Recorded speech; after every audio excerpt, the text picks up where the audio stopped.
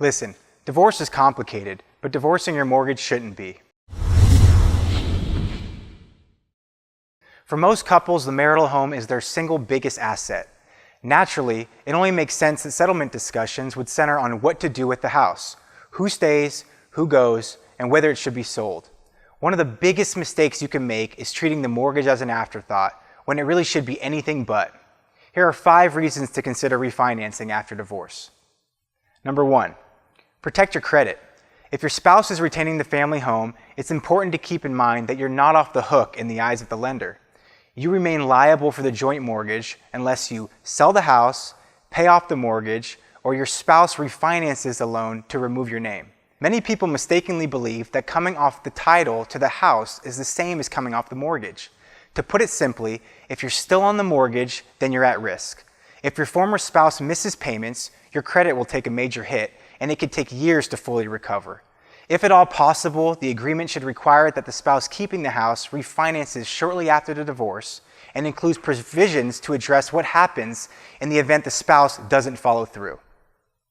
Number 2, buy out your spouse. If you decide to keep the marital home, your spouse will certainly want his or her fair share of the equity. In order to buy out your spouse, you have a few options. One option is to use other assets, such as your bank account balances, to fulfill this buyout amount. If your spouse is the high wage earner, another option is to forego spousal support that you're entitled to, commonly referred to as a spousal support buyout, in exchange for keeping the house.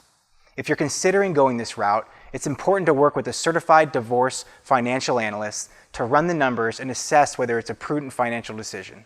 A cash-out refinance is yet another often overlooked strategy for coming up with buyout funds. The first step is to reach out to a mortgage professional to assess how much you qualify for and confirm if this is a viable option.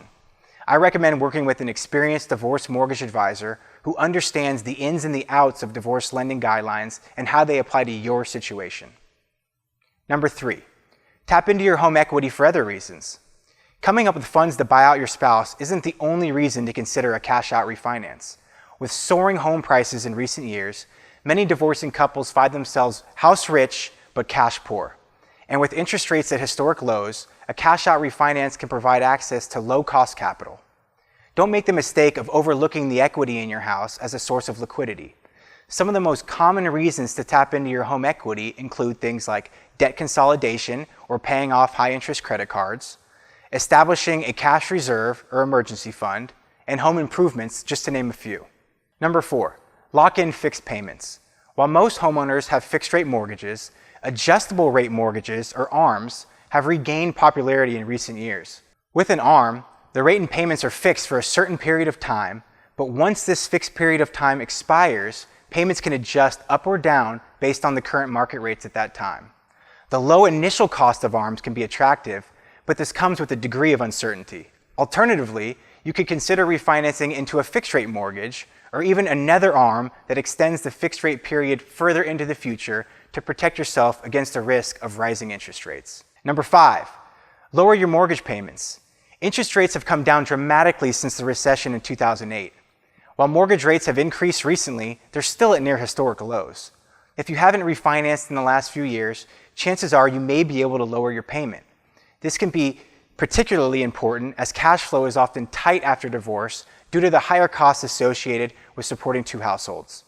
At the end of the day, divorce presents a unique opportunity to reassess your finances and start fresh. Unfortunately, tight lending requirements can present a major obstacle to untying the knot. Divorcing couples need to keep their emotions at bay, which is easier said than done, I know, and stay focused on the finances. By looking at this as a problem to be solved rather than a battle to be won, you can preserve your long-term financial security. If you want divorce tips, be sure to head to our website, survivedivorce.com.